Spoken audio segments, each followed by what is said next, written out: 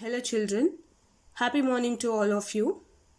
In our previous video, we learned how to divide a given polynomial, that is under the topic remainder theorem, right? So we took an example of two numbers and we divided, and we found that if we consider two numbers, we are going to get two more number that we call it as the quotient and the remainder, right? So and we found the relation between those four numbers, that is we call it as dividend is equals to divisor into quotient plus remainder, right? That is with respect to the numbers. Then later I consider the example of polynomials. Can we apply the same rule for the polynomials? Yes, we can. So under the division of polynomial, so you can see there are different cases I discussed. So first one was division of a monomial by another monomial. This is very simple division. For example, if you have 3xy divided by y, okay, so you can see that y gets cancelled, you'll be left with 3x. So that's a simple example of monomial by monomial. Suppose if you consider division of a polynomial by monomial. So this, I've taken the example of this also, the first example, right? So let me consider one more, a simple example here. So in this case, 3x cube plus 4x is a polynomial, and when that is divided by monomial, right, that is x. So what we are supposed to do in this case is we will split the terms here. So that is 3x cube by x plus 4x by x. So this is equal to, on simplification, I'll be getting 3x square plus 4, right? So this is about division of polynomial by monomial. So what about division of a polynomial by another polynomial? So yes, we took an example and we learned how to divide a given polynomial by another polynomial. The method that you're going to use will be a long division method. Hope you're clear with the long division method because that concept is very important. Okay, so and then later we just generalized it. So let me, before that, let me see what are the steps that you have followed. Okay, so we did a long division method. So what are the steps that you followed in order to divide a given polynomial? So what is the first step? The first step will be arrange the polynomials, okay, in the descending order of its degree. This is very important. Both dividend as well as the divisor should be arranged in a descending order of its degree. Okay, then divide the first term of the dividend by the first term of the divisor to produce the first term of the quotient. This is what we did in our example sum. Then later multiply the divisor by the first term of the quotient and subtract this product from the dividend to get the remainder. So we multiplied, later I changed the sign, then you subtracted the given product, right? So in order to get the remainder. Then later we found that if, okay, this remainder is divided now and the divisor will remain same. So that's what we did. So we'll be repeating the same step again and again until the degree of the remainder is less than the degree of the divisor. So this is what we did in our previous video, right? And then later I gave a general statement also. So what that statement says? It states if p of x and g of x are two polynomials such that degree of p of x is greater than or equal to degree of g of x and g of x is not equal to 0, then we can find the polynomials q of x and r of x such that p of x is equal to g of x into q of x plus r of x, where r of x either it will be 0 or degree of r of x is lesser than degree of g of x. So till here I completed the concept in my previous video, right? So now again I'm going to start with the division of a given polynomial. I'm going to consider one more polynomial, right? So let me divide that, then later we'll move on to what that remainder theorem states about. Okay, so I'm going to consider an example.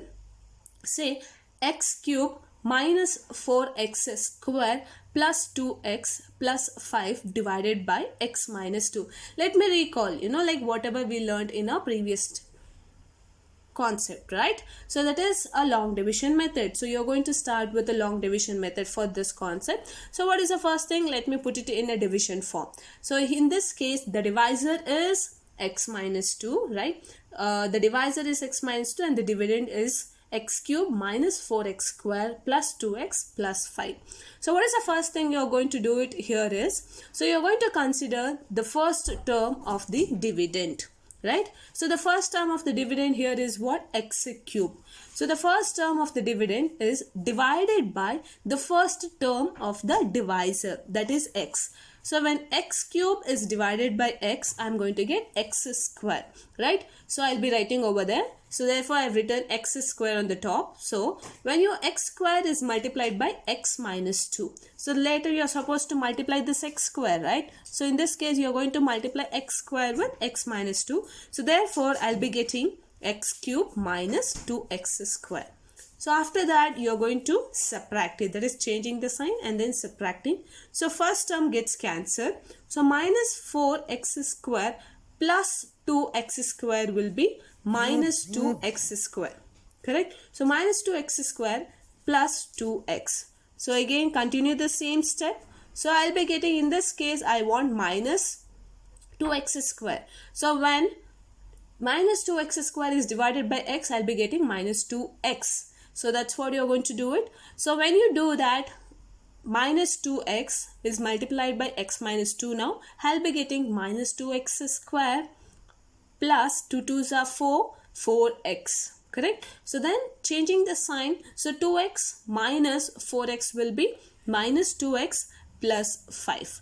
So again you can see that, right? I have minus 2x plus 5 as the remainder. Further you can continue the division here, right? So therefore I'll be getting, I want minus 2x over there. So therefore I'll be multiplying with minus 2. So in order to get minus 2x, so minus 2 into x is minus 2x. Minus 2 into minus 2 is plus 4. So I'll be getting the remainder as 1. So when you do the division of x cube minus 4x square plus 2x plus 5, when it is divided by x minus 2, I'm getting the remainder as 1. So this is how you can divide a given polynomial by another polynomial in order to find the remainder. Okay. Yes, this is the only method. Can we find the remainder by other way also? Yes, you can find it. Okay. So let me see how you can find the remainder without division. Okay.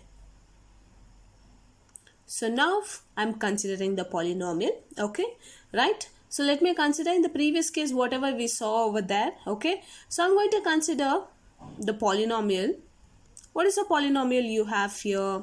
The polynomial is x cube minus 4x square plus 2x plus 5. So for that I got the remainder as 1, correct? Yes.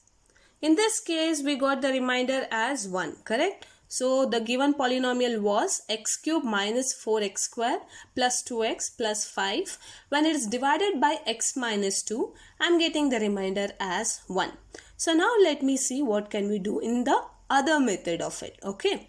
So in this case, the divisor is what here? X minus 2. Correct. So what is the 0 of the divisor? When you solve that x minus 2, we are going to get the 0 as 2. You know how to find the 0 of the given polynomial, right? So means you'll be solving that equation. That's what we did in our previous session, correct? So I have x minus 2. So the 0 of x minus 2 is 2. Okay, so I'm going to put this value of x is equal to 2 in the given polynomial. So the polynomial, the example just now I took is x cube minus 4x square plus 2x plus 5. This is what the given polynomial, correct? So for this, I am going to put the value as 2. That is, in place of x, I am going to write it as 2 in order to find the zeros of the values of the given polynomial, correct? So when you substitute, we know that 2 cube is 8. So I wrote it as 8.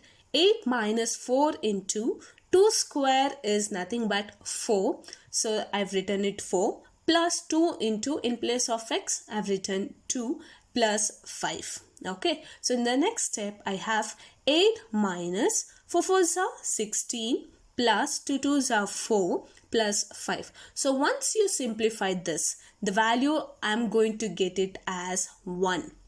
So which is nothing but the remainder. Am I right? So when you divide the given polynomial, I got the remainder as 1. So here also, when you found the value of the given polynomial, once again I am getting the value here as 1. So which is nothing but the remainder. So from this, can I say that the value of the given polynomial will be the remainder, right? Yes, so without long division method, I am able to find the remainder of the given polynomial. This is stated as remainder theorem. So that's what our theorem says. So let me see what is the statement of remainder theorem is. So what it states. So the remainder theorem states that, okay, so let P of x be any polynomial of degree greater than or equal to 1, and let g of a be any real number. So that's what I'm substituting the value as a over there, right? If P of x is divided by the linear polynomial x minus a, then the remainder is P of a. In the previous example itself, right, I've considered P of x as any polynomial, and the linear polynomial here is x minus 2. Okay, so linear polynomial in general, there they have written it as x minus a, right? So when you substitute the value of a here too, I'm going to get the remainder. So once again, let me look into the remainder theorem statement. That what it states. Let P of x be any polynomial of degree greater than or equal to 1, and let a be any real number. If P of x is divided by the linear polynomial x minus a, then the remainder is P of a. So this is very important. But you should observe carefully, the remainder theorem is applicable only when, okay, the divisor is linear polynomial. So that is a main disadvantage of this. So this theorem is applicable only when the divisor is linear polynomial. Here it is x minus a. Like that, you should have only linear polynomial. Then only you can apply remainder theorem. Okay. So we'll understand in detail about this remainder theorem with some example.